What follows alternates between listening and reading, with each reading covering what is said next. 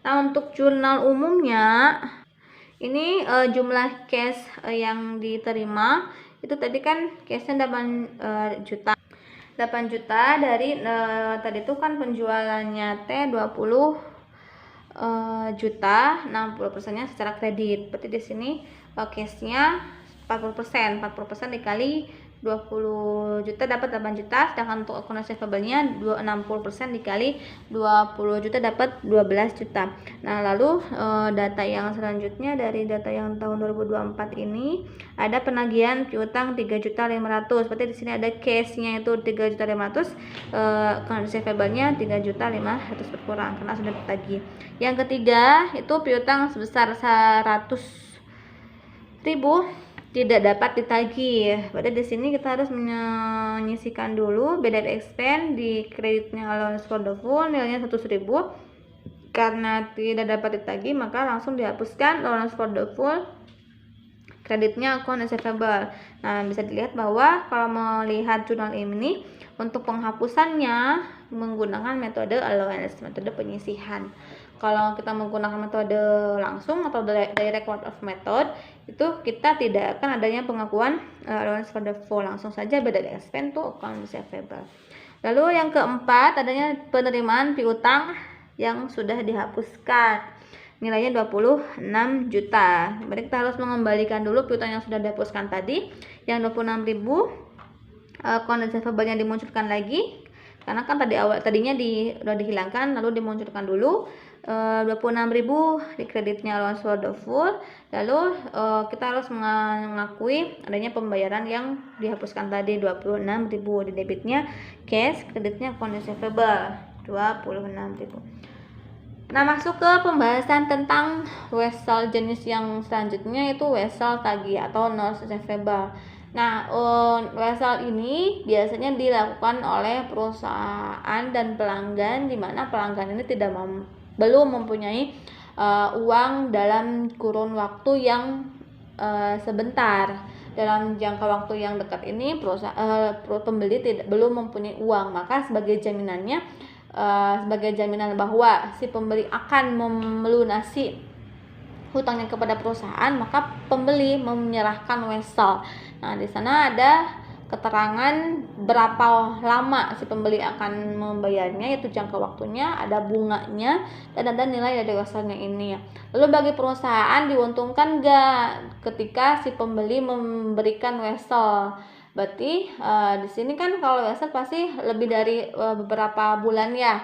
Nah, wesel juga kita bisa mengklasifikasikan wesel ini ke dalam aset lancar atau non lancar. Kalau weselnya jangka waktunya tuh kurang dari 1 tahun, maka notes receivable masuknya ke current asset. Tapi kalau sepertinya si wesel tersebut jangka waktunya lebih dari 1 tahun, maka si perusahaan mengakui notes receivable ini sebagai non current asset. Nah, selain itu keuntungannya bagi perusahaan yang memegang wesel, itu perusahaan akan menerima bunga setiap periodenya dari si pemilik asal si wesel tersebut. Contohnya si A menjual barang ke si B menyerahkan wesel nih ke si A, berarti si A nantinya akan menerima bunga setiap periode dari si B. Bunganya bisa bulanan, bisa semesteran, bisa triwulan, bisa tahunan, tergantung dari ketentuan yang ada di wesel tersebut.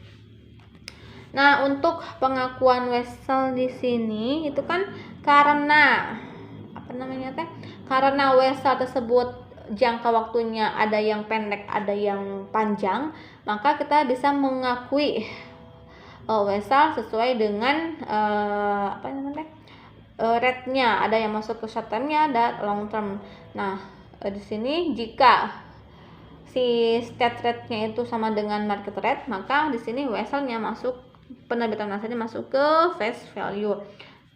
Nah, state rate itu suku bunga yang tercantum dalam wesel, tapi kalau market rate itu suku bunga yang berlaku di pasar.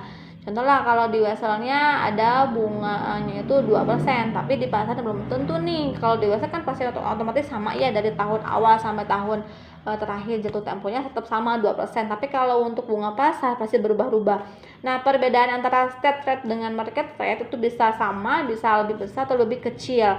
Nah, untuk penilaian penerbitannya itu atas Wesal, jika state rate-nya itu sama dengan market rate, maka masuknya ke klasifikasi face value. Kalau state rate-nya lebih besar daripada market rate, masuk ke premium, dan state rate lebih kecil dari market rate, masuknya ke diskon.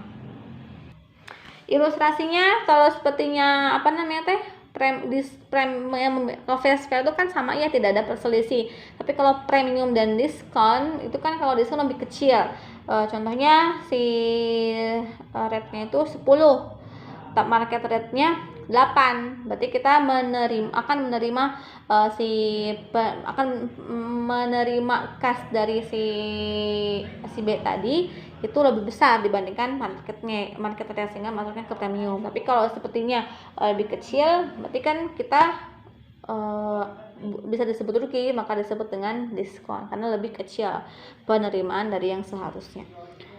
Nah, ini ada rumus yang digunakan untuk menghitung nilai kini dari Wesel. Kenapa kita harus menghitung present value dari Wesel? Karena si Wesel tersebut ada yang jangka waktunya itu lama dan ada yang jangka waktunya pendek. Tapi karena di sini Wesel memiliki jangka waktu, maka kita harus menghitung present value-nya, karena di sini nilai uang itu pas setiap saat itu berubah. Karena perubahannya tersebut, maka kita harus menghitung present value dari si Wesel tersebut. Kenapa? Karena Wesel si B itu tetap akan membayar sesuai dengan nilai yang tercantum di Wesel tersebut. Meskipun 100.000, tapi kalau jangka waktunya 10 tahun, tetap si B tetap akan bayar di tahun ke-10 itu tetap 100.000 gitu ya. Lalu untuk yang di sini untuk present value nominalnya. Nah, untuk menghitung present value-nya kita juga harus menghitung present value dari nominal Wesel dan present value dari si bunganya. Karena kita tetap akan menerima bunga dari si Wesel tersebut. Nah, kalau di sini ada beberapa ketentuan nih. Jika periode pembayaran bunganya dilakukan 2 kali dalam setahun atau semesteran, maka bunga pasar yang ini, yang I, jadi kan bunga pasar ya, dibagi 2. Contohnya bunga tahunannya 10. Berarti kalau bunganya itu dibayarnya setiap awal Januari dan awal Juli, itu kan 2 kali pembayaran.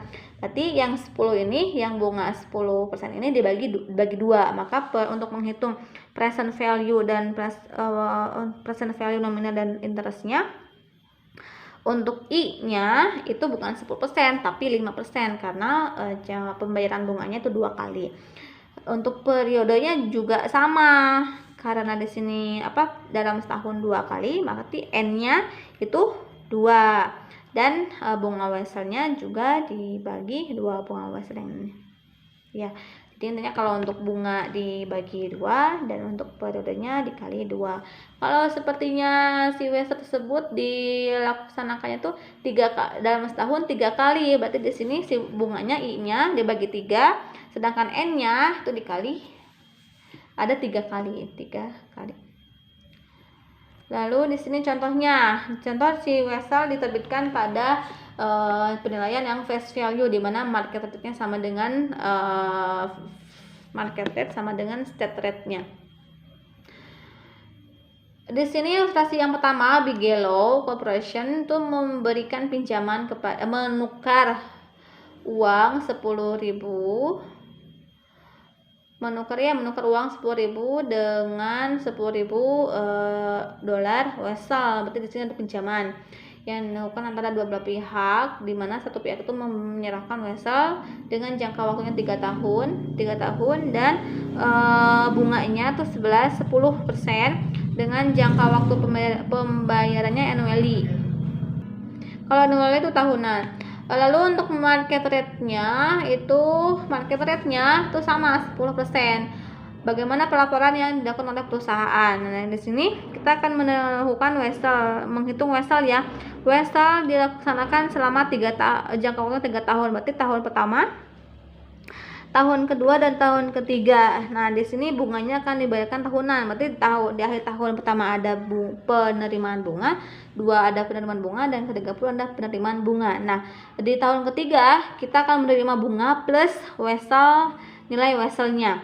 Sehingga untuk menghitung present value-nya kita bisa menggunakan rumus yang tadi. Nah, ini mah sebagai tambahan yang informasi untuk menghitungnya berdasarkan tabel ya nilai waktu dan uang. Karena belum seperti bahas, jadi boleh acuannya ke ini aja, ke rumus yang ini. Tadi nilai nominal weselnya di berapa? Nominal weselnya itu ada 10.000, lalu dikalikan dengan 1/1 ditambah I-nya itu bunganya berapa? Bunganya 10%, pangkat N-nya jangka waktunya berapa? 3 ya, 3 pangkat N. Nanti hasilnya ditambahkan. Nah, ketika kita menggunakan data ini dan menghitung menggunakan rumus yang tadi, maka nantinya itu akan diperoleh data seperti ini. Untuk present value interest-nya itu $2.487 dan present value of principal-nya atau dari nominalnya 7.513. Jadi baik menggunakan rumus yang tadi atau menggunakan tabel dari nilai mata uang itu menghasilkan angka yang sama. Nah, lalu maka ketika kita menghitung present value dari wesel yang 10.000 yang jangka waktunya 3 tahun itu, jika dinilai sekarang kan nilainya sama, yaitu 10.000. Sehingga ketika kita menerima wesel dari pembeli, maka jumlah yang diakuinya senilai 10.000 sesuai dengan present value-nya. Dan di kreditnya ada pengeluaran kas karena tadi dipinjamkan. Lalu di akhir tahun bulan Desember itu kita akan menerima uang dari bunga yang wesel tadi. Bunganya kan 1.000 itu dari si 10.000 ini dikali jangka waktunya. Ini kan 10.000 dikali jangka waktunya 1/1, karena di sini pembayarannya setahun sekali dikali dengan persentasenya yaitu 10%, dapatlah 1.000. Maka di sini ada penerimaan cash dari bunga, cash to interest revenue, nilainya 1.000.